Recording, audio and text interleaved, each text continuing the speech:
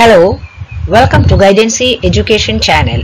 In this video, we are continuing chapter 1 of class 12 physics. The first chapter is on electric charge and fields. We will see the topics that are discussed in this video. Electric field on equatorial line, derivation of formula. We are continuing electric dipole.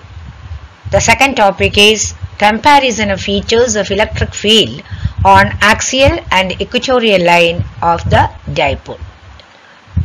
I have made all points quite clear. This will be of very great use to you and you will be able to remember the derivation quite easily. So watch the video completely without skipping, and if you think the video is useful, like the video, share the video with your friends who may also be benefited, and also leave your comments in the comment box below. Your comments will be of great use to me. That will help as feedback for this video. Feedbacks, as you know, are very important for improvement in any field. If you have not subscribed my channel, do subscribe it now and also press the bell button near it so that you get intimated as soon as videos are posted. Thank you very much. Let us get started. Electric field due to dipole at a point on the equatorial line or equatorial plane. Derivation of expression for the same. Let us see the details of the diagram that I have already prepared. AB is the dipole, minus Q is at A, positive Q is at B. O is the midpoint.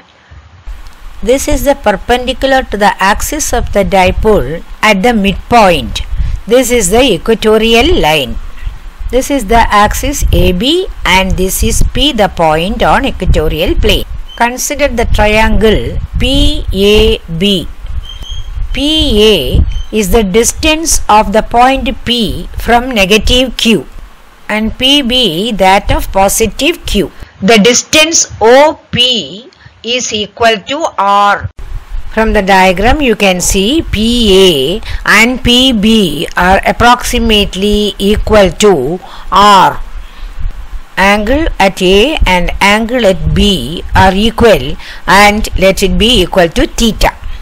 This angle, that is angle RPC, is equal to theta because AB and PR are two parallel lines cut by PA. So these two angles form opposite angles, they are equal. Angle DPR is also equal to theta. Distance AB is equal to 2A and AO is equal to BO and is equal to A. Now we will proceed with the derivation. We have understood the diagram thoroughly well. Electric field at point P will be the total of the electric field due to negative Q at P and positive Q at P. So we will find these electric fields separately and then add up. Let us see. Electric field due to negative Q, let us mark it as E1 is equal to 1 by 4 pi epsilon naught into Q by R square, that is PA square, because PA is approximately equal to PO, that is R. From this right angled triangle, PA square is equal to R square plus A square. So it becomes equal to 1 by 4 pi epsilon naught Q by R square plus A square. The direction of electric field due to negative Q is along PC, that is towards the negative charge. E1 can be resolved into two components PR and PE. Component along PR is E cos theta and component along PE is E sin theta. I will note down these points here. E1 cos theta along PR parallel to BA and E1 sin theta along PE perpendicular to BA. Now we will see electric field due to positive Q.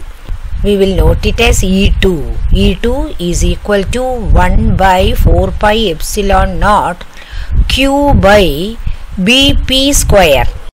The direction is away from positive Q, that is in this direction. BPD. E2 is equal to 1 by 4 pi epsilon naught Q by BP square, which becomes, from this right angled triangle, R square plus A square. We have already seen electric field due to negative Q at A is along this direction. But for positive Q it is along this direction, that is PD. E2 along PD can be also resolved into two components. Along PR, which is E2 cos theta, and along PF, which is E2 sin theta. E2 sin theta and E1 sin theta are diametrically opposite to each other. I will note it here. E2 cos theta along PR parallel to BA.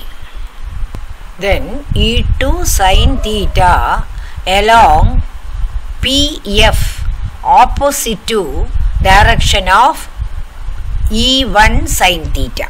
Therefore, E1 sin theta and E2 sin theta get cancelled out. What remains? The total electric field E is equal to E1 cos theta plus E2 cos theta. The total electric field is equal to E1 cos theta plus E2 cos theta equal to 2E cos theta, because E1 is equal to E2, as the magnitude of minus Q and plus Q is the same. Only the sign is different. Equal to 2 into 1 by 4 pi epsilon naught Q divided by R square. Here R square we have seen is equal to R square plus A square into cos theta equal to OA by AP, which becomes equal to 2 into QA, because OA is equal to A, divided by 4 pi epsilon naught into R square plus A square. What is AP? Root of R square plus A square. Please note, this OA is equal to A. In the denominator, R square plus A square raised to 1. Root of R square plus A square is R square plus A square raised to half. So it becomes 2 into QA by 4 pi epsilon naught R square plus A square raised to 1 plus half. That becomes raised to 3 by 2. 2QA is equal to P. Therefore, equal to P by 4 pi epsilon naught R square plus A square raised to 3 by 2. I hope it is clear. What is the direction? Direction is along this line, that is PR. That is from B to A. That is opposite to direction of dipole moment.